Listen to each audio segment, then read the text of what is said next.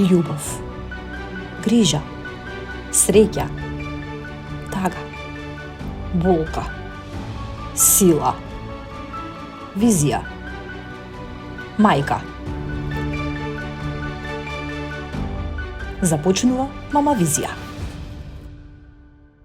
Самостојно ја донесов одлуката сама да го родам Маркијан, како што спомнав претходно, заради тоа што го почувствував поривот или повикот, на некој начин конекцијата на мојата душа со душата на син ми, и решив тој пат да го одам сама. Иако бев свесна дека не бев поддржана ниту од најблиските, ниту па како што сме свесни, немаме некоја институционална поддршка, ние девојките, жените кои ќе решиме сами да донесеме деца на овој свет. Знаев дека сето тоа ќе биде во мој раце и тоа беше можеби мојата различна стартна позиција од стартната позиција на оние жени, мајки кои самостојно раѓаат и растат деца.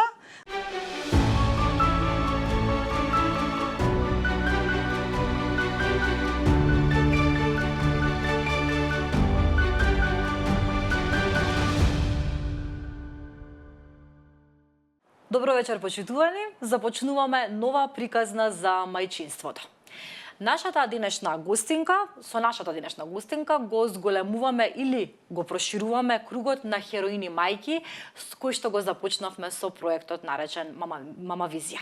Таа е поим за сила, енергија, движење, суштина, жив доказ дека мајката може да помести планини за своето дете.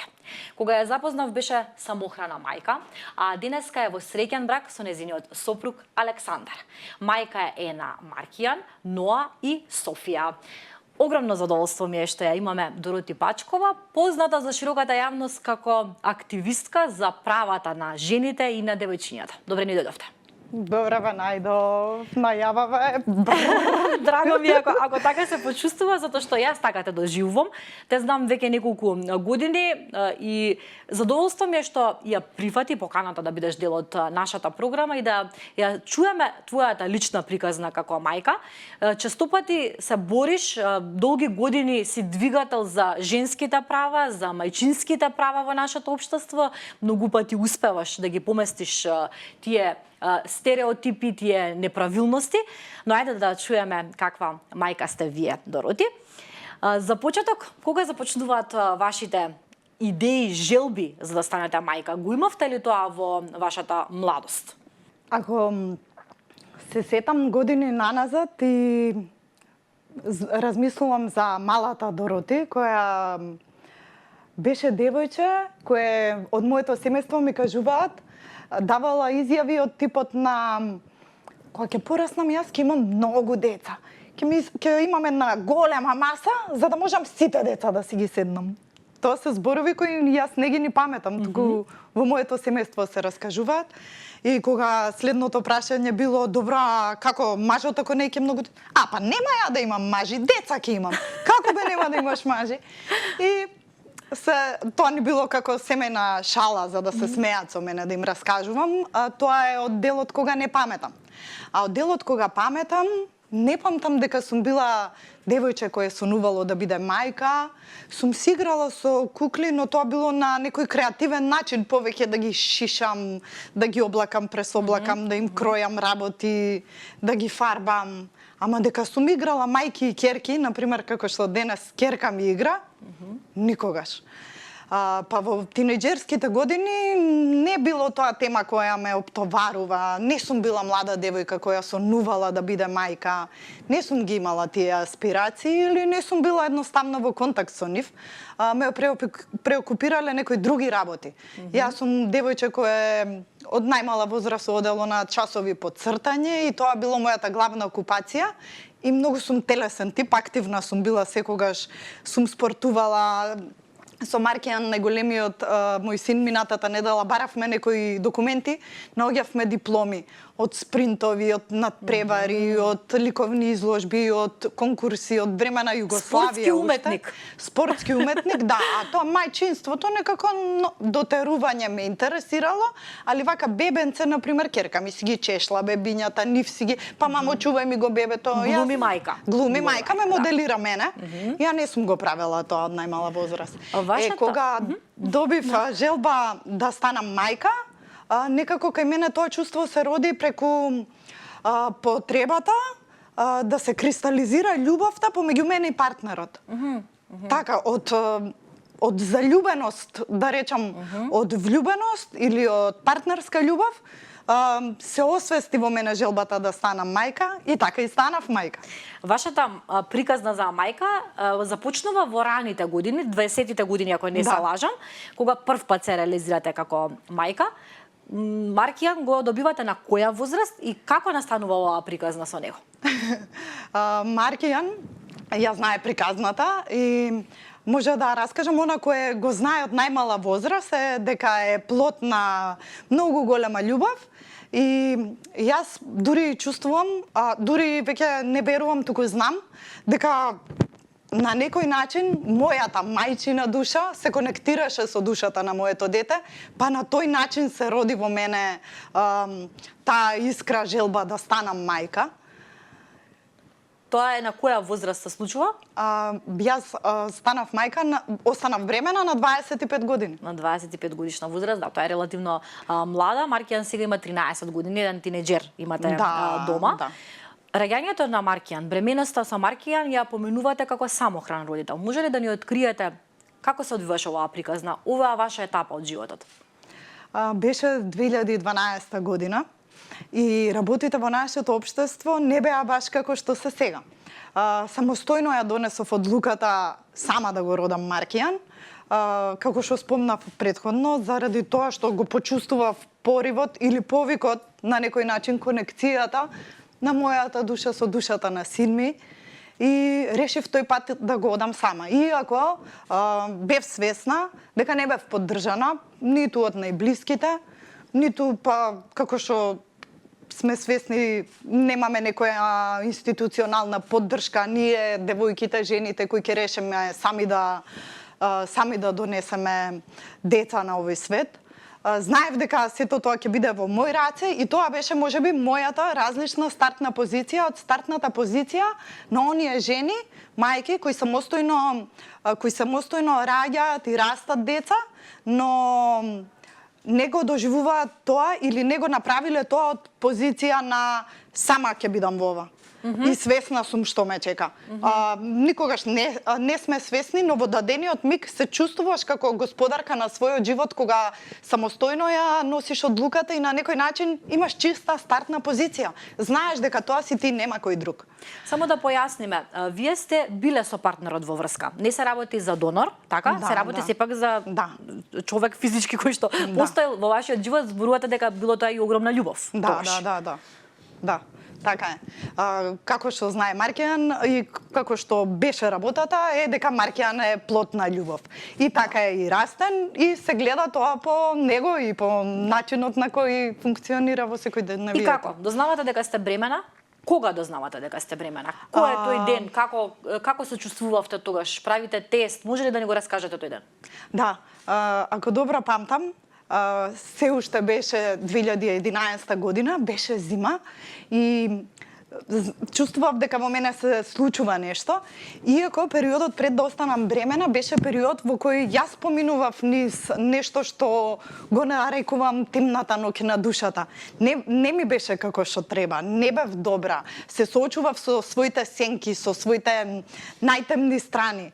И тоа е период баш на период на зреење, баш тогаш кога нашиот нервен систем како човечки суштества конкретно созрева и се формира во една, да речам, веќе возрастна личност. Тоа се 25-26, кај машките и 27 години. И во тој период на круцијално соочување со себе си, сватив дека нешто се случува во мене, иако претходно посакував да останам бремена, мислев дека нема такво нешто. Решив да одам на гинеколог и во моментот, памтам, кога легнав за да ми направи докторката ехо, бев на две страни. Едната во мене викаше што ќе биде ако не, а другата во мене викаше што ќе биде ако е бременост.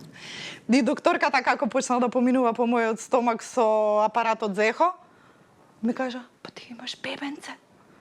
Мислам, од тој момент во мојот живот, како што имаме во Библијата пред Христа и по Христа, во мојот живот постои пред Маркијан. Баш така. И после Маркијан. Но не би било лесно, со оглед на тоа што самите велите, свесно го прифаќате тоа дека ќе бидете самохран родител, имате 25 години, повторно ќе кажам, тоа да, можеби е некоја зрелост, но се уште е тоа млад човек. Самостојно го растете, самостојно не ја поминувате бременоста, прво да поминеме низ тоа. Со што се соочувате тие 9 месеци, Дороти? Со самата себе. 9 месеци комплетно 9 месеци комплетно сама со себе, 9 месеци кога ја сваќам не на разумно интелектуално ниво, не со умот, но со целото тело, ја сваќам големиот дар на тоа да се биде жена, што значи да се има во себе си цела вселена, цел универзум, и што значи да се раѓа љубов, да се раѓаат светови.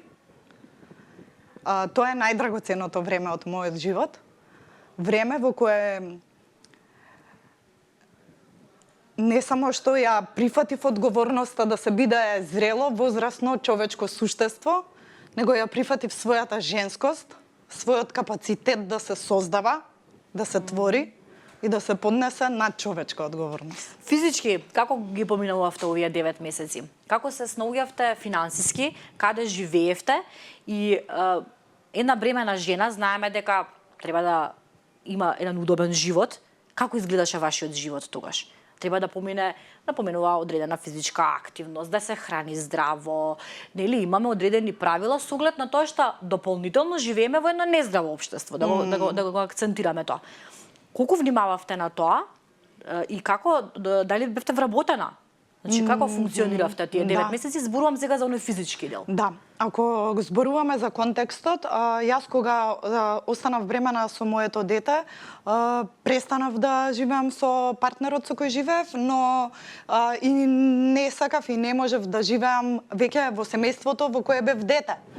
Па имав, да речам, имав среќа да можам да се повлечам, да си одам од Скопје и да можам на мир да ги поминувам тие денови во кои и ќе се соочувам со себе си, но и ќе се подготвувам за најголемата животна улога која некогаш сум си ја задала на себе си и да бидам на чисто со себе си дека тоа е мој личен избор. Без при тоа да бидам под влијание на контекстот во кој би била доколку останев овде. И тоа значи дека навечер кога ќе ви се слоши и сте бремени, нема кој да ви подаде рака, нема кој да ви ја придржи главата кога имате труднички мачни и повраќате. Тоа значи дека сте комплетно препуштени самите на себе си и дека немате со кого од другата страна да споделите и се убаво. И првиот пат кога ќе го почувствувате вашето бебе како клоца и дека сето тоа се одвива, цела бременот се одвива нормално, нема со кого да ги споделите убавите вести, оние кои ги добиваме кога одиме многу пати на гинеколог. Да. Па така, таа моја, да речам, животна голема лекција ме научи, на голема лекција кој многуштвото од луѓето не ја учат низ текот на овој живот, секако низ болка и низ тага, низ тешки моменти, морам да признам, не сакам да идеализирам сликата дека идеално сам да се одгледува дете, не, но идеалното во мојот случај беше дека ме научи да се радувам сама со себе, дека ме научи да се гледам во огледало и да си зборувам убави работи заради тоа што и тогаш и сега сум многу свесна дека децата го чувствуваат она што го чувствуваат мајките и сега тоа се зборува на баш на широки врати. Многу ми е драго што ние воопшто како општество се освестуваме која е конекцијата меѓу мајка и дете. Да, и тоа поврзано на телото со, нели, човечкото битие кое што расте во мајката, во утробата на мајката. Да. Ако ми дозволите, замислувајќи вака, личите како на една филмска улога, се одселувате некаде надвор од Скопје, во границите на Македонија, претпоставувам. Живеете самостојно некаде таму. Да. Работите ли нешто? Повторно ќе прашам, затоа што сакам да си ја замислам да си ги замислам тие денови, како функционира една трудница до 9-тиот месец самостојно. Да. Јас во тој период не работев, јас во тој период работев на тоа да го завршам мојот факултет. Заради тоа што во периодот пред да го родам Маркијан си имав заминато на факултет, јас секогаш сум била човек што се зазема за себе си, дури кога нема контекстот не го дозволува тоа.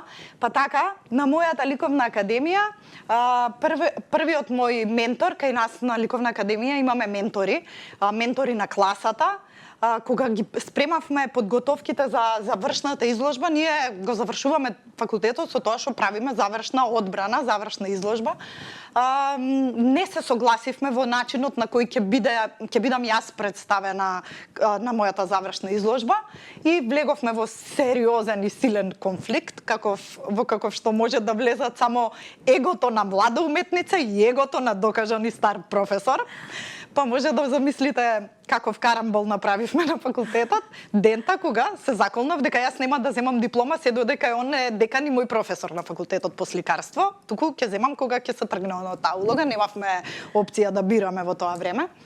И така, за време на мојата бременост со Маркијан, она кое го правев работев на мојата завршна изложба заради тоа што за среќа, за несреќа, професорот кај кој требаше да дипломирам се тргна од таа улога, па имаше друга професорка и јас во суштина цела бременост ја посветив на создавање дипломска, да, на пресоздавање на себе си и на растење на бебе. Кој знае каква инспирација сте имале во тие, познавајќи ве колку сте креативна, во тие денови кога хормоните работат, кога сте подготвувате за мајчинството, можам да замислам какви слики сте насликале. Би сакала во некоја прилика баш да ги видам што излегло тогаш од вас. Во суштина, каква ви беше бременоста? Имавте ли мачнин, имавте ли потешкоти? Како би ја опишале вашата прва бременост? Искрено, ги имав тие вообичаени мачнини во првите 3 месеци, но како жена која е спортски тип, немав некои потешкоти. Буквално постојано бев во движење, постојано бев во акција, се шетав, млада бев. Можев да се носам со таа голема улога, да речам, на лесен начин, лесно ми беше. Да. Велите дека сте немале поддршка ни од семејството, поблиското семејство во вашата прва бременост, од пријатели. Како тие гледаа на вас тогаш кога вие кажавте да, еве јас ќе се реализирам самостојно? Имавте поддршка од пријателите барем? Па, со оглед на тоа дека бев физички не тука, физичка поддршка немав, но другарките кои дознаа, се случуваше да ми се јават и да ми речат дека само јас тоа го можам. И дека знаат каков човек сум и дека сум ѕвер.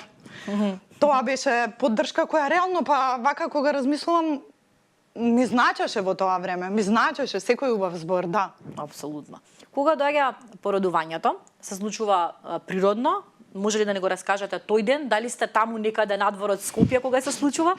Ајде опишете го тој ден.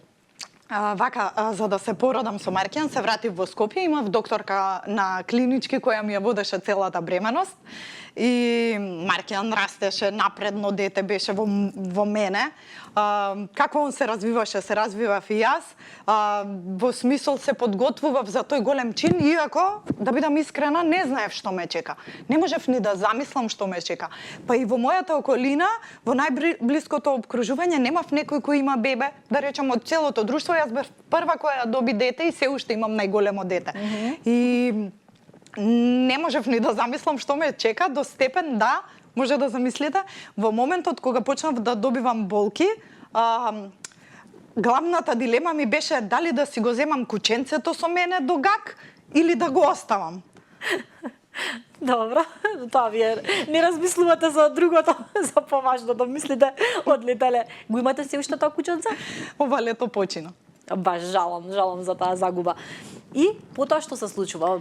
Породувањето како Породувањето со Маркијан траеше повеќе од 24 часа.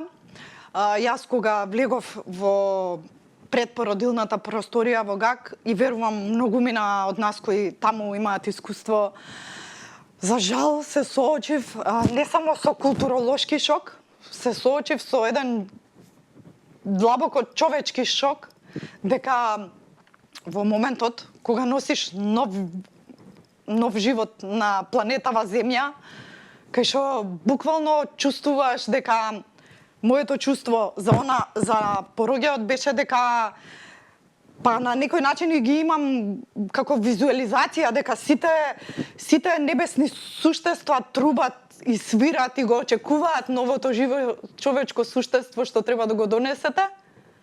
Во реалноста се случуваше дека сестрите ги навредуваат останатите трудници, 20-тина 30 жени во исто време сте во таа предпородилна просторија и наредени се креветите вака како сардини од една и од друга страна. Како во 19 век. Да.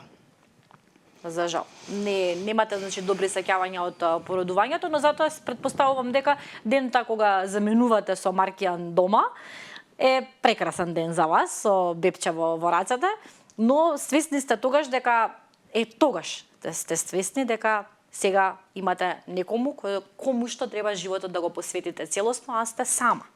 Како се чувствувавте тогаш? Кога заминував од болница со Маркијан, дојдоа да ме земат целото мое семејство. Баба ми кажуваат дека баба ми не сакала ни да си оди дома кога докторите ги праќале, ајде рано е, не може да се породи. Дороти има време кога ќе се породи. Баба ми рекла ја не си одам од тука.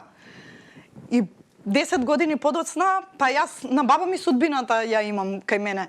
И баба ми е на 1 година разлика од една до друга бременост, останата бремена и баш слична судбина.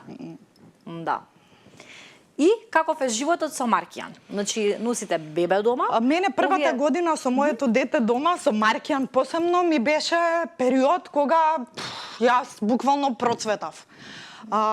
Сите, да речам... Сега каде се враќате? Јас се вратив веќе кај мајка ми и татко ми. Добро, значи живеете во заедница со нив и со бебенцето. Да, се вратив кај мајка ми и татко ми заради тоа што сметав дека така е наисправно во таа животна фаза на Маркијан, кај што имаме редовни прегледи, доктори треба да следат, да бидам тука во Скопје, а и искрено сакав да си го вратам животот во своји раце. Тука ми беше факултетот, подоцна Маркијан кога се запиша во градинка, тука ми беше и работата и немаше смисла било каде да одам, ова е мој град, тука сум родена, но периодот, првите, да речам, 9 месеци со бебе дома е нешто што го нарекуваме четврто тромесечие. Во праксата е период кога кај жените, кај нас мајките, хормоните се преформулираат и баш јас сум на иста линија на мисла со Симон де Бовар дека не се раѓа жена, туку жена се станува. И се станува чекор по чекор, некогаш се станува и преку ноќ, но ова е најлесниот и наједноставен начин според мене, како јас станав оваа Дороти која сум денес, со Маркијан, бидување тука и сега, 24/7 часа на услуга, не од позиција на жртва, туку од позиција на почестеност, што имам честа да сум негова мајка. Многу, многу убаво кажано. Беа ли тешки тие денови? Какво бебе беше Маркијан? Не ве споменавте првата година. Може ли да ни опишете со што се соочувавте како една мајка која што првпат се соочува со мајчинството? Непознати моменти, ситуации, проблеми, болести на бебе, значи нели се што бива, како ги поминувавте тие први денови со вашето бебенце? Првите денови ги паметам дека дента кога го земавме од болница, кога не земаа од болница и дојдовме кај моите родители дома, седевме во двор, толку беше топло и буквално баба ми и дедо ми беа таму, тетка ми, сите се чудеа како ништо не ми е. Мене не ми беше ништо во лоша смисла, ми беше се во најдобра смисла. Ништо не ми е, си станував салатата за ручек, ја направив. Природно се породив? Природно се породив, јас сум природна жена и ги застапувам многу уверувањата и изборите колку можеме поприродно да растеме, да живееме, да раѓаме. Па така природно се породив, го доев Маркијан од првиот момент кога го извадија од мене, и тоа никогаш нема да заборавам, спонтано самите раце ми го движеа до моите гради. И почна да цица Маркијан и ми се насмеа. И само ја прашав бабицата која ме породи, зашто мојот доктор заспа, спиеше кога јас се породив, мене ме породи бабица, толку силно ја гушкав, што едно време ми рече: Дороти, пази, ќе ми ги скршиш рамената. И во тој момент кога го ставив Маркијан на гради, почна да цица, се тргна, ме погледна, се насмеа. Јас ја прашав: извини да те прашам, дали ова е реалност, дали халуцинирам или стварно бебето ми се смее? Ми вика: се разбира дека ти се смее.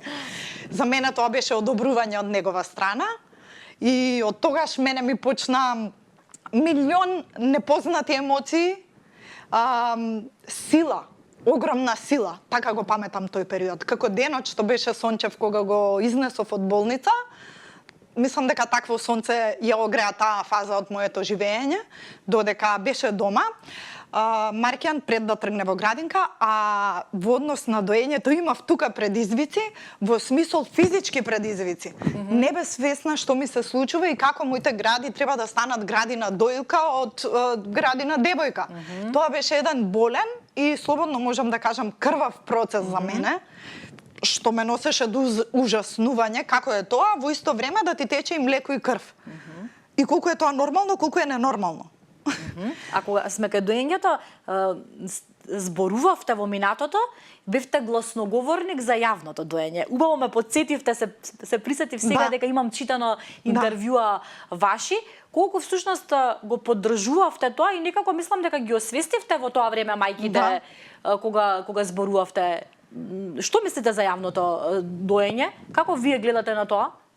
Па гледам буквално на јавното доење како на исклучително свесен и политички чин. На јавното доење и тогаш и сега гледам како на политички чин на донесување на одлука, дали нешто како што гледам на твојата емисија. Дали овие работи кои овдека ги дискутираме денес пред камери и во јавност, пред една деценија ни беа забранети и да ги признаеме на глас во обкружувањето на домот и семејството. Па така на доењето во јавност гледам како што гледам на Мамавизија, на еден револуционерен чин. Благодарам. Ми значи овој комплимент, се соочувавте и со лоши, но и со добри погледи тогаш кога доевте јавно, така? Значи сте имали и непријатни ситуации? Апсолутно да. Осудата пред 14 години кога јас го доев Маркијан беше многу поголема отколку што е осудата денес и среќна сум за тоа. Но мене како девојка од 26 години многу повеќе ме болеа погледите и зборовите кои денеска и не допираат до мене. Туку напротив, баш ги користам за да ја размрдам ситуацијата и на некој начин да едуцирам. Да, зошто да не? Знаете, кога од сопствена кожа ќе почувствуваме нешто, најдобро можеме да го пренесеме и да опомениме или пак можеме да ги научиме оние кои што допрво се соочуваат со нешто такво. Времето поминато со Маркијан е многу инспиративно за вас, уште од бременоста очигледно, но и тогаш добивате еден силен порив во вас да направите вистинска, ќе го употребам вашиот збор, револуција. Тогаш доаѓате до идеи, ајде раскажете ни што се случува паралелно со растењето на Маркијан, што се случува во вашата глава? Паралелно со растењето на Маркијан, во периодот кога го запишав во градинка, и тој ден мислам дека никогаш нема да го заборавам, првите моменти, периодот на прилагодување на детето, па тоа речиси бебето, тој започна да оди во градинка на 11 месеци, беше единственото дете во јасли кое одеше, заради тоа што Маркијан на 10 месеци самостојно проде во Струга на плажа, кога тргнав да му полнам базенче со вода, се свртев и едно време идеше по мене детето. иако беше да речам многу поспремен во однос на другите бебиња, тоа беа се уште бебиња да ги нушкаш во рат, за да ги заспиеш, јасли, да. За мене тоа беше еден невидено болен чин. Никогаш нема да заборавам и го подавам на негователката која треба да го привикнува и седнувам на клупата. Чувствувам страшна неудобност во телото, напнатост, како да ми се распаѓа утробата и само почнуваат да ми течат солзи и лијат. Ако ги материализирам солзите кои ми течат, можам да седам потопена во езеро од солзи и сваќам дека ја не знам како да го поставам своето тело без во исто време да го држам моето дете. И уште е поголем шок. Не ми се верува дека јас не сум го пуштила од раце, не сум го тргнала од гради Маркијан 11 месеци. Никој така не го причувуваше, еве народски ќе се изразам, беше постојано со вас, се случуваше да го оставите, да го причува некој за да заврши? Да го оставите на 5 минути да отидете во тоалет, а некогаш и така памтам транспортерот, машината ја исчистив, транспортерот да можам да си го ставам на машина. Па како почнуваше да расте, да се раздвижува, го спуштав на земја транспортерот. Значи, на 11 месеци ја сватив дека моето тело заборавило како е тоа самостојно да се седне на клупа. Во тој период не работите се уште, така? Во не, тој период? кога го запишав Маркијан во градинка, веќе почнав да работам, тогаш се ангажирав во цивил, во организацијата која сите добро ја знаеме за човекови права и го работев тоа човекови права и слободи, но истовремено првиот ден кога остана цел ден Маркијан во градинка, го однесов со невидена тага, со невидена болка, спремна во тренерки, го оставив во градинка, свесна дека сега ќе седи 5-6 сати. И првото нешто што го направив, се качив со трчање до врв на водно, горе се утепав од плачење и на симнување не плачев, липтав. Мислам дека цела шума одекнуваше од моето. Ете каде добро се плаче на водно. Да. И од тој ден мислам дека веќе се запишав на магистарски студии. Бев убедена и решена дека ова кое го живеам, кое го чувствувам, морам да го преточам во некаква, не знам, академска добробит, да речам, не само за мене, туку и за сите жени кои ова го живеат. И почнав да следам предавања, паралелно работев во Организација за човекови права. Се запишувате на кој факултет? На социохуманистички науки кај Катерина Колозова, родова еднаквост. Така. Да, затоа сакав да го акцентираме тоа, затоа што правите пресврт и во вашиот личен живот, покрај тоа што станувате мајка, и во однос на образованието, правите пресврт, вие сте уметница, така што сега се насочувате на нешто друго со цел да побестите општествени норми, правила, однесувања, движења, со цел да покренете клучни прашања, современи прашања во нашето општество и се одлучувате да се запишете на факултет со мало дете. Тоа е навистина голем предизвик за една жена. Повторно сакам да го акцентирам на моментот, вие сте се уште самохран. Тоа сте самохран родител. Самостојно го одгледував Маркијан и се до неговата речиси 8 година. Во тој период и студирав, и работев, и јас бев единствениот некој кој го однел и кој го зел моето дете од градинка.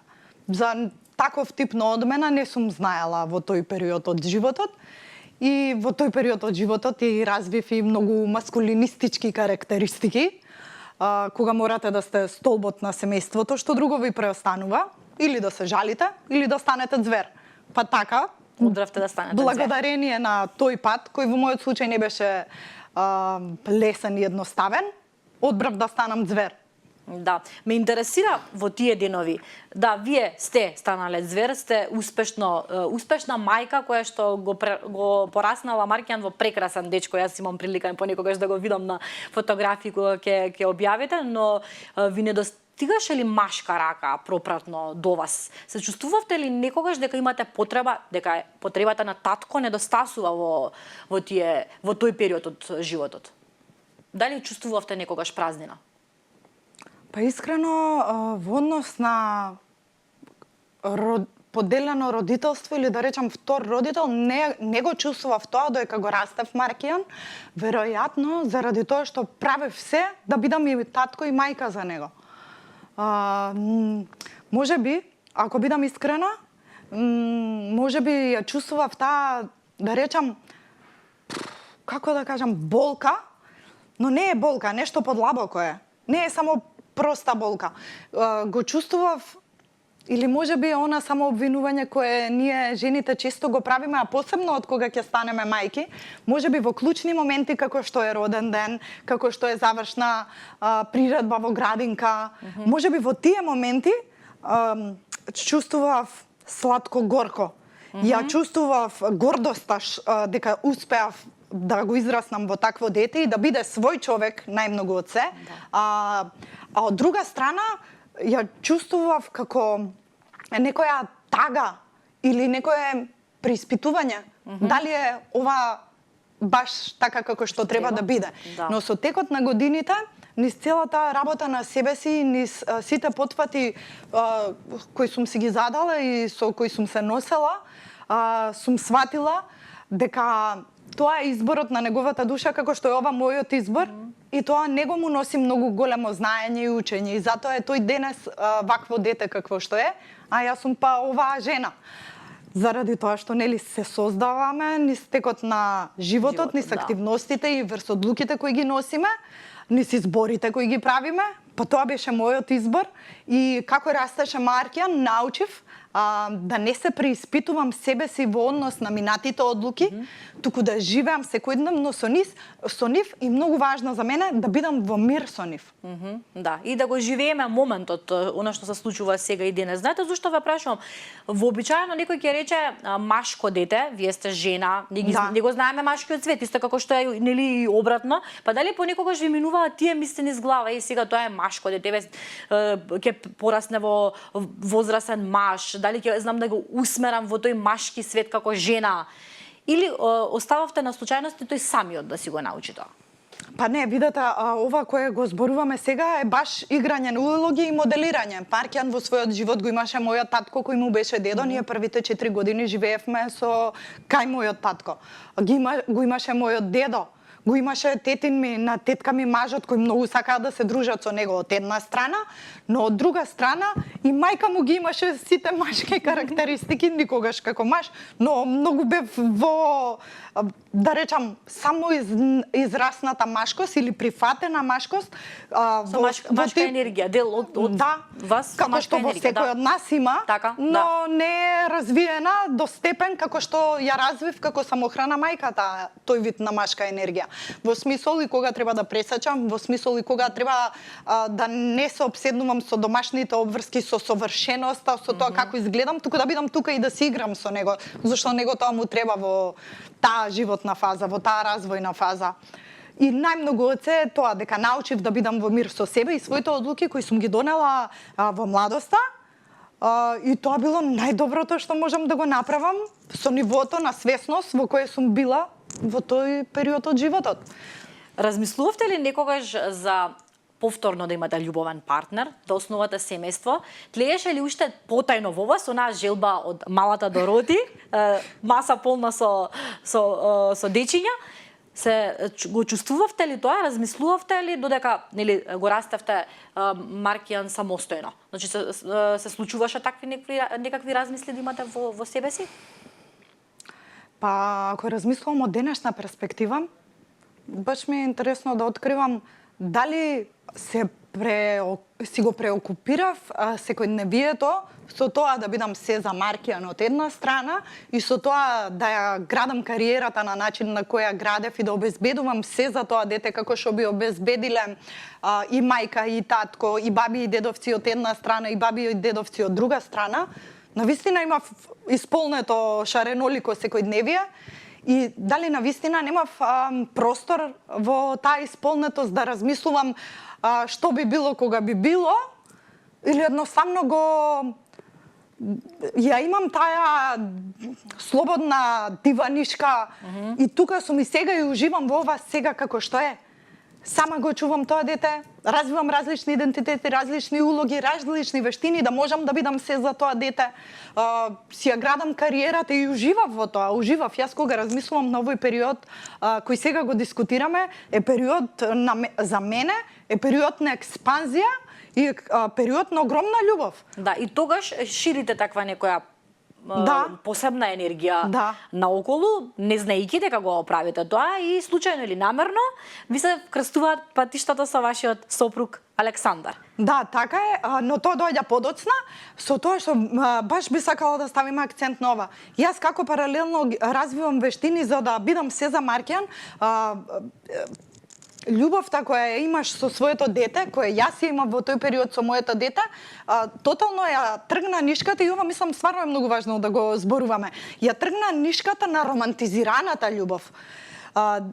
Љубовта е универзално чувство, посебно кога ќе го имаш благословот од својата утроба да ја родиш својата љубов, врвната љубов која си ја почувствувал, паѓаат сите завеси на романтизираната љубов дека нас жените еден ден ќе дојде и ќе не спаси принцот на белиот конј, или уште подлабоко, дека принцот жаба кога ќе го бациш од крастава жаба ќе прерасне во идеален маж. Сите тие илузии отпадна како почнав да ја осознавам љубовта што ја имам кон сопственото дете. Да треба да се смисли некоја приказна пореална, затоа што ние како деца сме растени со такви бајковити приказни. Принцези со принцови кои треба да не разбудат од длабокиот сон. Зошто некој треба нас да не разбуди? Така е, се согласувам. И тука ја допрев, мислам дека универзалната љубов на тоа што значи вистина во сршта љубов, а не претходната идеализирана, романтизирана слика на љубов која сум ја имала пред да го имам Маркијан. И од тука почнав да градам, од таа универзална ľubов. Па тука ја создадов прво движење на самохрани родители, самохрани мајки кои сами чуваат дете, па потоа експертска организација за родова еднаквост, Една може. Познато и да, си ја кажував како второ дете.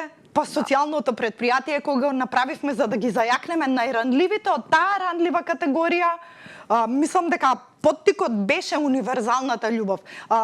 Љубовта која не бара за возврат, која едноставно ја правиш, ја создаваш и ја шириш, како што кажа ти, заради тоа што чувствуваш голема потреба да го правиш тоа. Да, колку тоа здружение една може, соочувањето, запознавањето со мајки ве направи посилна мајка. Значи, тие примери, тие ситуации, помагајќи им на тие жени, колку тоа вам лично ви помогне и ве изгради? Премногу. Премногу. Ако има нешто кое би го споделила за тој период и кое е како гейм ченџер на културолошко и општествено ниво, како во мене ги менуваше работите една може, така ги менуваше и на општествено ниво. Како јас што растев, така растеше и движењето, наречено една може. Па така, како што секој дневно жените кои кај нас во канцеларија доаѓа имаа право на глас, беа слушнати, беше нивната вистина прифатена, без да се доведува во прашање, што е многу чест случај во денешниот свет. Така, сето тоа позитивно влијание на индивидуалните жени кои беа членки, кои се членки на една може, се отсликуваше и во институциите. Па така, добивме пристап до институции, станавме креатори на јавни политики, даваме придонеси во законите кои се однесуваат на родова еднаквост и еднакви права и можности на жените. Влеговме во клубот на пратенички, почнавме да соработуваме со општините, со пратеничките. Нашето здружение е единствено во земјава кој има меморандум подпишано со секоја можна општина и со сите плански региони. Зошто? Заради тоа што ја видовме големата слика, ја видовме визијата на тоа што значи да се биде поддржана жена од жена, да се биде слушната и да и се биде поверувано на крајот од денот. Да се слушне и да се поддржи, тоа е многу важно. Има многу да се работи на оваа тема, но ова е во некоја друга прилика важна тема која што треба да се опфати, затоа што се уште треба да работиме на ова ние овде како општество, да ја продолжиме приказната. Денес сте мајка на 3 деца. Дали посакувавте машки, женски? Дали размислувавте некогаш за полот на децата кои што сакате да ги имате? Па како што со првата бременост имам епоха пред и по Маркијан, исто постои епоха во мојот живот која се нарекува пред и по пандемијата. Па така пред пандемијата не сакав, не чувствував потреба да се реализирам повторно и повторно како мајка, или можеби едноставно не бев подготвена за такво нешто. Ме окупира сите овие други работи кои ги зборувавме претходно, но за време на пандемијата сериозно се разниша некои уверувања кои тогаш ги имав. Многу работи се доведоа во прашање за мене, но и за многумина од нас.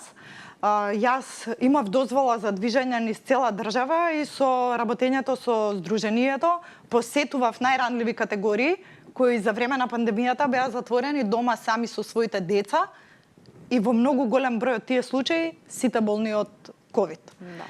Тогаш во мене се роди еден порив. Мислам дека посебно во периодот кога за болна мајка од ковид со две дечиња сама дома собиравме работи за да ја однесеме хуманитарно, чисто активистички на наша добра волја. Луѓето кои доаѓаа да ги носат работите за да ние сите ги однесеме кај нејзе, носеа работи од мали бебенца, пудри, креми, како ги пакував работите со другите жени од една може за да ги носиме на жената која беше засегната и за која собираме, така чувствував дека во мене се раѓа таков тип, да речам, на емоции, на порив, на потреба да држам бебенце, да донесам на светот нешто. Маркијан веќе беше второ оделение беше кога дојде ковидот. И во тој период, во приватниот живот, имав партнер кој беше загреан да се реализира како родител и ми ја имаше кажано таа негова желба. Па така, во суштина, решив да останам бремена со Ноа. Така се реализирав како мајка по втор пат и периодот на зачнување на Ноа, периодот на бременност со Ноа беше период во кој само ми се докажуваше нашата женска сила.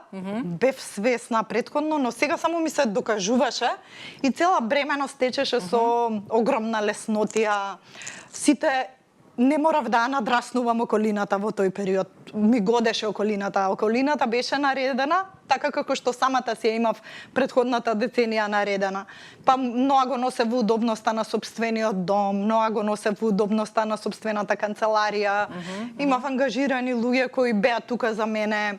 Тука имаше кој да ми ја држи главата кога повреќав и бев благословена да го почувствувам едното и другото. Да, значи сосема поразлично од ова претходното. Каква вели да имавте лесна бременост, но какво породување беше со Ноа? Породувањето е мистерија само за себе, заради тоа што мојата докторка која ме породи рече: "Леле, ова беше како да пораѓам првородка, а за мене беше лесно." Значи, нејасно, контрадикторни ставови сте имале во однос на породувањето. Мојата интерно доживување е дека пороѓањето течеше лесно, се одвиваше во најдобар ред. Докторката од која го зема во раце, одма почна да го снима и вика: "Чекај да му го пратам на таткото на Ноа, на Саше да му го пратам да го види каков јунак искочи." За мене беше навистина лесна бременост и лесен пороѓај во споредба со тоа каков пороѓај имав со Маркијан. Пороѓајот со Ноа беше за мене лесен, за мојата докторка тежок. Ете, различни ставови. Кога го запознавате вашиот сопруг Александар, раскажете ни малку за вашата љубовна приказна. Иако ми рече да не зборам многу. Еве кратко, нема да не се лути. Многу кратко. Со маж ми се почнавме да бидеме заедно, да речам. Нашата љубовна приказна започна за време на пандемијата. Тогаш решивме заедно да живееме, за да полесно ги поминуваме, да речам, тие стресни денови за секој од нас и работење од дома тогаш беше.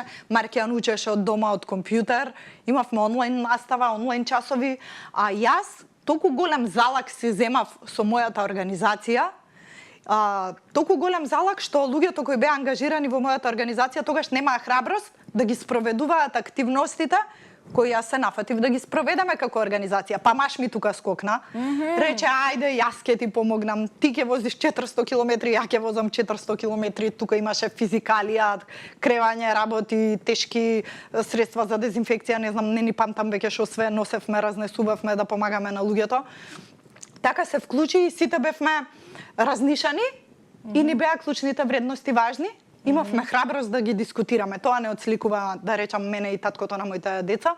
Дека имавме храброст да ги дискутираме тие нешта кои обично во вообичаен период, да речам, во поинаков контекст, кај што, например, би се развивала врска надвор од пандемија, би биле сосема поинакви и со многу поспор тек. Никој не би зборувал. И повеќе би зборувале за тоа како сте седеле на шанка и сте пиеле пиолог во некоја дискотека и така натаму, отколку ова, но ете вие, повторно ќе кажам, вие Дороти сте како филмска улога, треба да се направи филм за вас себе, некој режисер нека се пријави, затоа што е навистина интересна вие животна приказна и покрај тие падови и потешкоти кои што сте ги минале, имате и убави сцени од вашиот живот. Поддршката на Александар и големата љубов очигледно ве менува и вас како индивидуа во општеството, со оглед на тоа што имате поинаков тек веќе во животот, но овде би сакала да проговориме и кога се договаравме за разговорот, се согласивте да позборуваме за тоа кога се запознава жена со дете, самохран родител, со маж. Во општеството има многу такви примери. Како тој го прифати фактот што вие имате дете? Како поминавте низ тоа? Веројатно јас сум у некоја по лагодна улога заради тоа што на некој начин сум јавна личност, вршам јавна општа од добра работа и луѓето ме знаат. Па јас не го кријам моето дете, никогаш не сум го ни криела. И во конкретниот мој случај, работата беше таква што кога ние се договаравме дали да почнеме да се гледаме на партнерска основа со маж ми или не, рековме, па добро, ајде да пробаме еднаш да излеземе и да видиме како ќе биде. Тоа еднаш беше излегување заедно со моето дете на водно. Очигледно мене водно ми е катализатор за многу работи. Како окорела Скопјанка, најблиското бегство во природата за нас овде е водно. Па така тројцата излеговме на водно и не стануваше збор дали имам или немам дете, заради тоа што сите знаат дека јас имам дете. Но можеби не е ваква ситуацијата и не можеби туку не е ваква ситуацијата со луѓето кои немаат јавни улоги, кои не прават некаква општествена работа па да бидат препознаени. Сега дали ја правам оваа работа со дете или поттикната од личната приказна, туку баш треба да го соопштат тоа и од искуството и работењето со мајки со деца, баш се доведува во прашање дали да бидам со некој кој има дете или да не бидам со некој кој има дете. Да, но тука искреноста е многу клучна, важна да се каже од старт и тој што сака нема ништо, не би требало едно дете да биде пречка за развивање на една љубов. Кога стапивте во брак и нели вие сте со вашето дете, стапувате во брак, веќе размислувавте со него колку деца би имале, дали имавте такви разговори со вашиот сопруг? Да. Планови? Да, како не. Многу планиравме. Маш ми е по планирањето. И знам дека он сакаше да имаме уште две деца. Јас реков нема шанси, уште едно сакам. Ама едно и толку. Со тоа што мене во првите две бременности кога ми го соопштуваа полот на детето, ја викав не треба да ми кажете, знам женско е. И во двата случаи беше машко.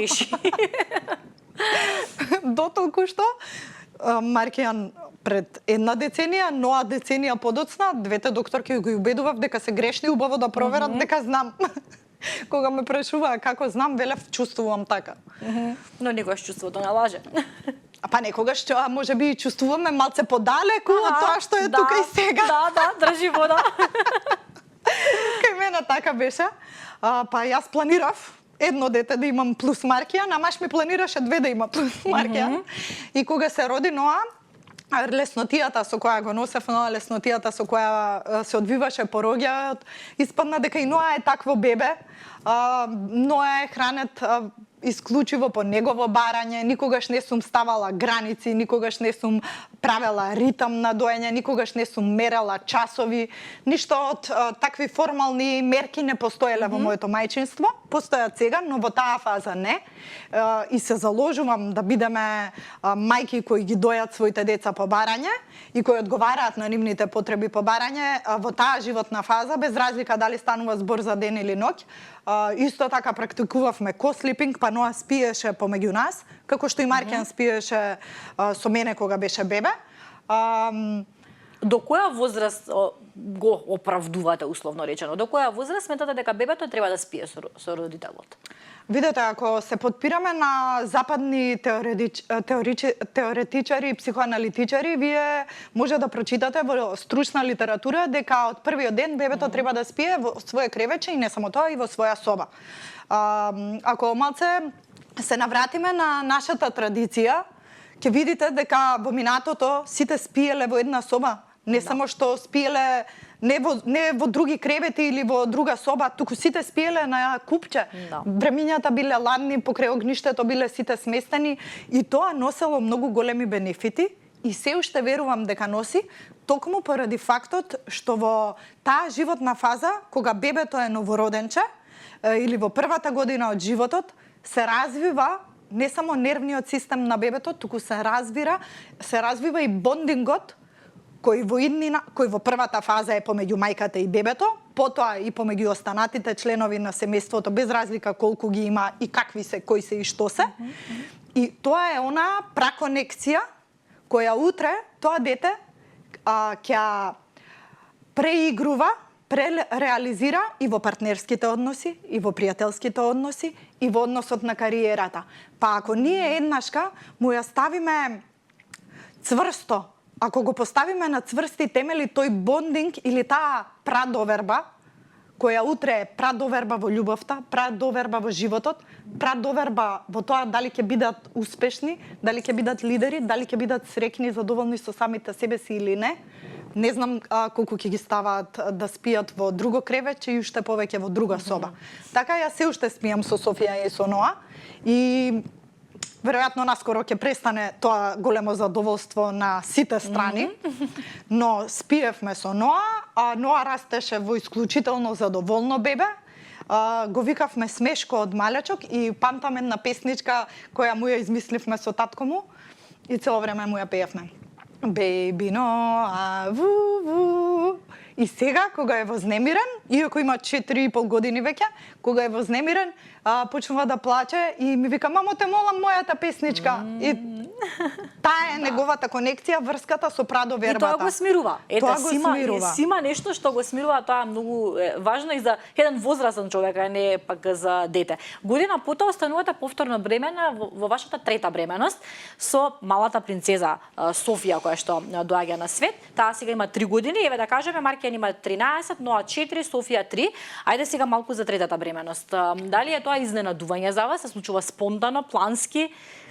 Како настанува оваа бременост? И како што спомнавме, по Бовар, жената постојано се пресоздава себе си, па така, со раѓањето на Ноа и со сета таа леснотија, во мене се пресоздаде и чувството дека сакам да родам и женско дете. Додека пак, кај партнерот се пресоздаде чувството дека чекај сега ќе паузираме. Не е баш лесно со мало бебе. Да. Па така исто како со пороѓајот со Ноа. Ако го прашате него како беше првите денови со Ноа, тој ќе ви рече исклучително тешко. Не спиев, се мачев. Друг ми кажува кога да спијам, кога да станам, кога на нозе да го думкам. А за мене беше исклучително лесен период, со огромна леснотија означен. Па така посакав и уште едно бебе. Кога е вака лесно, зашто да не? Да. Можам јас. И така, Ноа кога беше 6 месеци, јас вежбам. Претешко ми е. Си викам што се случува со мене. Буквално како не сум јас. Ако со леснотија сум ги правила вежбите на тренингот кој тогаш го посетував до пред 2 недели, сега грдни маки вложувам за да успеам барем да изимитирам дека ги правам сите работи. Нешто чудно се Да, случува. се враќам дома, викам нешто не е добро со мене. Му викам на маш ми нешто не е во ред со мене, треба да видиме што е работава. Ми вика хормони уште ти работат, го доиш, ноа, се е окей, Абе ја сум опуштена, ама ја не сум јас. Оди викам купи еден тест. Не си нормална, нема шанси, човече, бебе имаме. Оди купи, викам еден тест.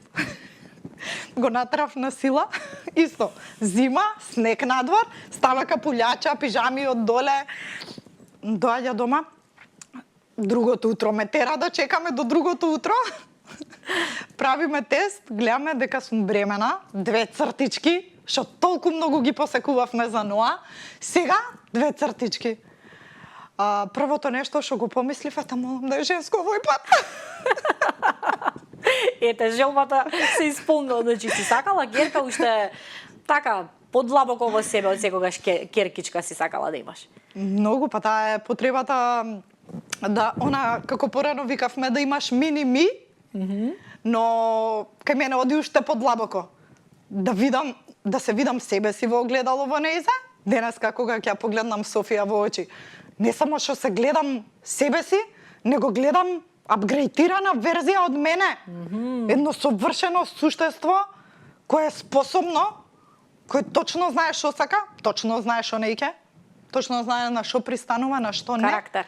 И со една леснотија ги извршува секојдневните работи, таква магија става во обични нешта, што јас сум пред нејза на колена. Секоја чест. Каква беше бременоста со Софија? Бременоста со Софи беше исклучително тешка. За време на бременоста на Софи, од кога отидовме на лекар за да ни потврдат бременост, ни рекоа веројатноста дека има бременост е голема, но мора да дојдете за 10 дена за да бидеме сигурни во тоа. Прво нешто кое ќе направите кога ќе отидете дома е ќе го откажете Ноа од цицање. Медицината класична вели дека хормоните кои произведуваат млеко се оние хормони кои прават контракции и притисок во матката, а тие контракции може да го исфрлат новото бебе, како што беше во нашиот случај. И јас, поради тоа што сум и сензитивна, силен ми е интелектот и сакам да ги исчитам сите работи, го правам тоа. Првиот ден викам добро ќе го откажуваме. Како не преспавме ноќта, но аз спиеше со маш ми, не знам дали имаше, тогаш се уште немаше пројадено, но се уште беше на ексклузивно доење можеби. Или само што имаше пројадено, се уште не знаеше да јаде, некоја таква фаза беше. На преминот ексклузивно доење кон дохранување, таа ноќ таков пекол поминав во себе си, од грижа на совест за веќе роденото и од грижа на совест за тоа кое е во мене, и од грижа на совест за третото кое спие во детска соба, но не може да остане имуно на сето плачење, што од брат му, што од мајка му, и од сите песни што ги измислува маш ми, мисли дека ако погласно ги пее, ќе го надпее плачењето на син ми. Мислам дека таа ноќ нашиот стан беше една групна тажалка, и денес како вака размислувам, во суштина беше како некоја групна мантра за да израснеме во семејство капацитетно да има 3 деца. Тоа утро пресеков и реков јас ќе го дојам и Ноа и Софија, и тогаш се свртев да ги читам сите алтернативни, сите холистички пристапи, да истражувам колку жени во светот паралелно и дојат и носат бебе. И единствена која ме поддржа во мојата силна намера да продолжам да го дојам Ноа додека ја растам Софија во мене, беше докторката матична на Ноа. Они имаат и приватна школа за доење и сите тие мајчински работи. И она ми рече, Дороти, значи и јас се слагам со ова што ми го зборуваш, капацитетна си, како човечко суштество, можеш и да доиш и да носиш, но има и опасност. Сериозната опасност е таа што убаво ти објаснила твојата докторка гинеколог, дека постои опасност додека се прават контракции во матката, да дојде до несакан абортус на другото бебе, па затоа само биди присутна во телото. Во таа животна фаза, ако нешто учев, е да си го преслушувам своето тело и да си ги чувствувам цела утроба јајниците, матката. И во таа животна фаза напишав цела книга за медитирање, заради тоа што тоа беше мојата најголема мисија во тој период, да научам да бидам во контакт со себе си, со своето тело, со своите органи. Можеме тоа да го правиме сите? Секоја жена може да го прави тоа? Ако вака студиозно се посвети, се разбира дека можеме да го правиме сите и јас длабоко верувам дека можеме и дека на крајот од денот работите избиднуваат токму онакви какви што треба да бидат и за среќа мојата работа испадна ваква да научам да го слушам своето тело, да ги ослушкувам сопствените јајници, да развивам различни начини на дишење, за да можам истовремено да го дојам Ноа се уште по барање и истовремено да ја дојам Софи. Бременоста не беше лесна заради тоа што во исто време моето тело произведуваше млеко за тодлер и во исто време произведуваше коски, срж, млеко, коса, ногти. Да, за Софи. Малата Софи, да. Сакам да го пред да преминеме на доаѓањето на Софи на свет, сакам да го раскажам и моментот на прифаќање на Маркијан на новото семејство. Вашата улога како мајка тогаш, како му ја објаснивте нему, нели влегувањето во свет со за него непознат човек, кој што ќе ја има улогата на татко во иднина за него. Како го надминавте тоа? Па не знам дали го надминавме. Јас со таткото на Софи и Ноа се запознав кога Маркијан веќе беше голем, имаше 8 години. И Маркијан го прифати првично, многу лесно и едноставно, за потоа кога почнавме да живееме заедно и кога почнавме да поминуваме низ разли животни фази низ кои поминуваат семејства, да сватиме дека во суштина и не само што е свесен дека мислам, јас сум секогаш играла со отворени карти и кога станува збори со сопругот и со децата. Не само што знаеше дека не му е татко, пробуваше во одредени фази така да го нарекува, но никогаш не го доживеа како негов реален татко. Можеби му е таткото на Софи и Ноа рол модел на Маркијан и прави работи за него кои ги прави и татко и биолошки татко кој би требало да ги прави за своите деца и сме ние еден вид на оние мешовити нови семејства. И малите знаат дека не му е роден татко на маки нивниот татко, но му е татко. Отворено се зборува. Отворено се зборува за се во нашето семејство. Дали му е сеедно или не му е сеедно, Маркијан може да кажува и понатака во животот, кога ќе може да ги изговара работите кои денес само ги чувствува. Јас, она кое го правам како мајка на дете, кое живее со човек кој не му е татко, а при тоа има браќа и сестри од истиот тој човек, е дека држам простор. Она кое го правам е дека држам отворен простор за и добре дојдени се сите емоции, добре дојдени се сите доживувања, и бескрајно му верувам на моето дете. Да, и секој треба да си го каже тоа како се чувствува, не треба да се крие во себе, затоа што на тој начин се надминуваат полесно нештата. Доаѓањето на свет на Софи, каков беше тој трети пораѓај за вас како жена? За мене третиот пораѓај беше исклучително лесен, потврдено од сите вклучени страни. Сите фактори. Да.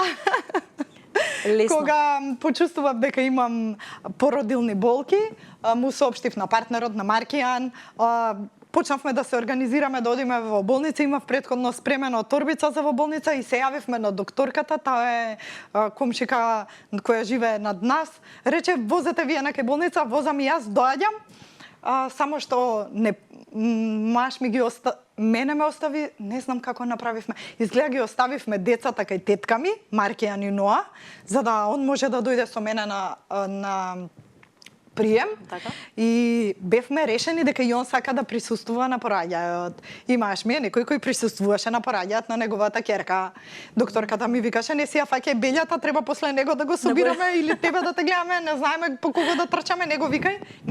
Ама јас бев решена дека сакам да дојде, заради тоа што сакавме и јас и он да дојде и за Ноа, но не можеше заради вонредните услови, дова се бебиња на пандемијата. Јас Ноа го родив со маска, оние маски што ги носевме. Додека па за Софи веќе условите беа попуштени, па го примија да присуствува на пороѓајот. Јас тотално Бев во конекција со себе си, тоа е, бев присутна во своето тело, многу добро знаев што ме чека, многу добро знаев што се може да тргне и кај што не сакаме да тргне и многу добро знаев како да се доведам себе си, да тргне, да оди работата во насока во која сакам да оди. За мене тоа беше исто така спонтан пороѓај, исто така прелесен пороѓај, како што и претходно за мене беше тоа лесно со Ноа. Со тоа што маш ми беше тука до мене. Толку брзо се одвиваа сите работи во моментот кога ме ставија во породилната сала на породилен бокс, што буквално нема време ни да ги направам сите фотографии и снимки со Софија кои ги направив со Ноа, само памтам дека саатот го сликнав за да видим колку саат и тоа го правев додека лежав на бокс. Интересно е тоа дека како со Маркијан, така со Ноа и со Софија, со сите бебиња си зборував додека бев на боксот за пораѓање. Си зборував, им ги пеев песните кои им ги пеев претходно во бременоста и кога искочија, сите тројца истиот момент го паметам. Буквално од стомаче награди. И тројцата, истиот.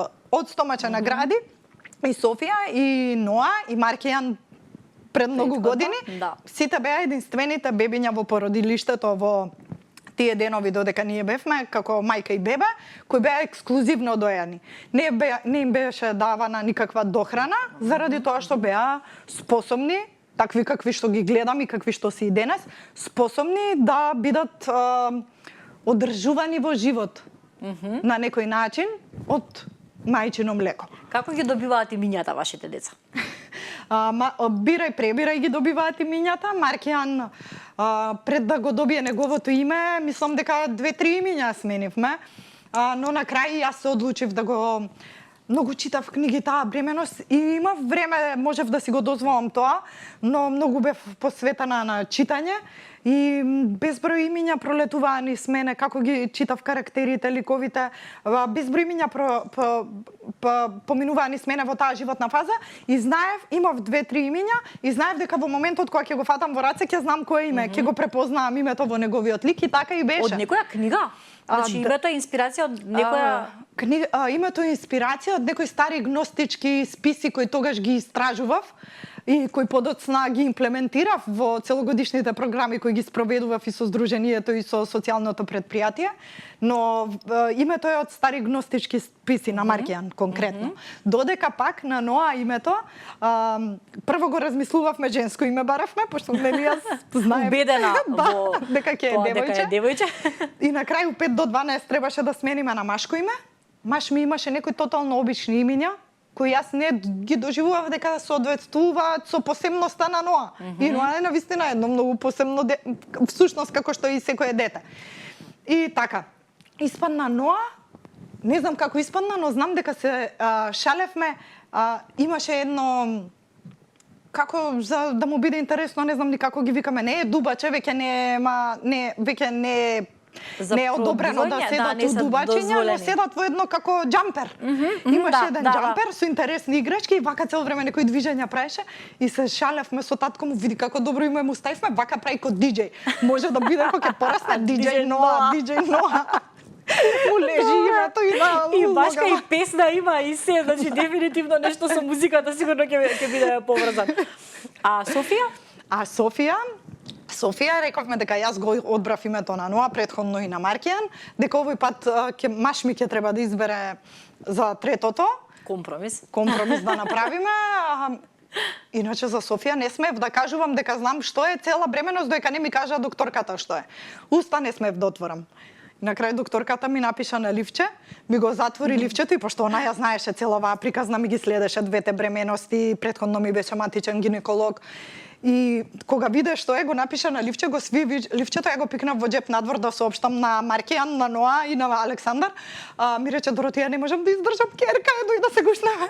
Да, па не, среќата се исполнила, што е најважно. При самиот крај сме, би сакала малку да се осврнеме и на вашето детство, на вашата мајка во Мама Визија, да ја споменеме. Како вие би опишале вашата мајка, како го паметите вашето детство? Колку се препознавате себе си во вашата мајка? Ако дадев одговор на ова прашање, кога го родив Маркијан, ќе ви речев, воопшто јас сум скроз друга. од мојата мајка. Мојата мајка мене ме родила на 20 години прво и ме чувала како капка роса во дланка, како кажуваме ние. Прво дете сте вие, така? Јас сум прво дете во семејството, прво внуче од едната страна, второ од другата. Но прво девојче сум и сите ме тинтрале многу, така сум растена. Како некоја принцеза сум им била во семејството. Но не сум била јас никогаш, например, како ќерка ми сега што е принцеза која е женскаста. Сум си држала до себе, сум си имала свои ставови за работите. Вие сте биле Сиси, принцезата Сиси, така? Од тие борбените. Не знам која е принцезата Сиси. Ќе ви пратам. Да. Некоја посебњачка сум била дефинитивно и мајка ми ме држала, ова баш така да го компарирам, како капка вода на дланка, така ме има чувано, до степен што и мајка ми и татко ми, двајцата биле многу млади, и исто така јас сум плод на многу голема љубов и заљубеност и младешка така непокорна сила, но работата е станувале навечер и ме проверувале дали диши бебенцево, да не нешто не му е добро, со некој внатрешен страв. Ме чувале, така ме чувале, но ме чувале од страв да не нешто ми биде. И кога растев исто така си го има задржано како да, така некако баш заштитнички. Например, тие генерации на родители на моите родители. Моите родители се 63-та, 64-та. Додека па јас сум родител кој исто така ги гледа и ги чува своите деца, но јас не се приближувам да ги видам дали се живи, дали дишат, додека се бебиња, јас се приближувам да им се восхитувам.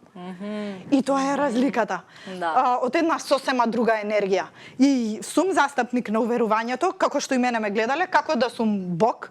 И ако земете малку да истражувате, ќе видите дека до 7-та година децата треба да ги чуваме така, на ниво на божество, и да им ги остваруваме сите потреби и желби, кои некогаш не знаат соодветно да ги изразат, но ние треба да бидеме мудрите кои ќе наслушнуваат што и како им треба.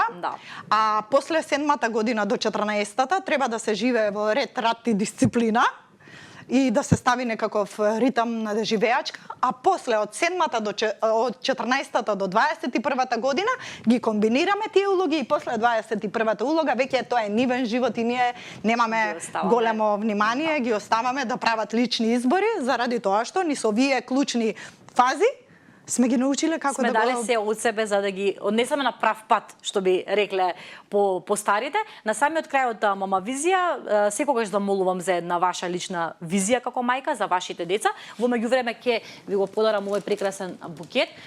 Подарок за вас од нас и секако од нашите пријатели Бутик Фрида, бутик за цвеќиња, цвеќарницата Фрида во центарот на Скопје, во близина на Соборниот храм. Сите оние кои што сакате добро, убаво аранжирано цвеќе за себе си или за некаде за подарок, ете каде можете да појдете. Повелете за вас Дороти и секако со ова миризлива порака од Мама Визија, вашата визија за вашите деца на самиот крај. Премногу благодарам за овој подарок. Навистина е многу убаво и секогаш точно знаеш како да не угостиш и да направиш да ни е пријатно на нас, твоите гости. Она кое ќе го кажам на крај, како и за моите деца, и за сите мајки, и за еве нас тука, може би било дека во оној момент кога ќе решавате, иако секогаш имате право на избор, тоа пред се, како девојки, како жени, како мајки, дали сакате да имате деца и која е правилната одлука за начинот на носење на нашите деца, имајте го на ум баш ова, како овој букет е нашата женскост. И ние можеме да одлучиме какви цветови во таа природна пољана сакаме да гаеме, а какви не. И никој од надвор не може да ни кажува и да ни наметнува што е правилно или што е лошо, иако наша должност е да допреме до спознанието, само со единствено бидување во себе си, во тука и сега моментот, како што спомна и ти, Александра, можеме да се ослободиме од оковите на минатото, кое секогаш турка кон депресија, и уште повеќе од оковите на иднината, кое носи во анксиозност на која сведочам за жал на се поголем број на мајки и девојки и жени. Бидувањето тука и сега ја гради единствено како овој букет што е посебен, посебноста на секоја мајчина приказна и затоа ти спомнав дека огромна е оваа улога која ја понесе со оваа емисија Мама Визија. Благодарам. Сечи глас да биде слушнат, сечија приказна и секој различен букет на мајчинство да застане пред камери. Благодарам многу. Немам што да додадам после овие прекрасни зборови. Благодарам Дороти, навистина секогаш ми е задоволство да бидам во твоето присуство, да разменувам мисли со тебе. Благодарам што искрено ја сподели твојата лична приказна во Мама Визија. Знам дека ова животна приказна за мајката ќе ве инспирира и знам дека ќе ве направи похрабри мајки, похрабни идни мајки, похрабри жени. Благодарам што погледнавте уште една епизода на Мама Визија.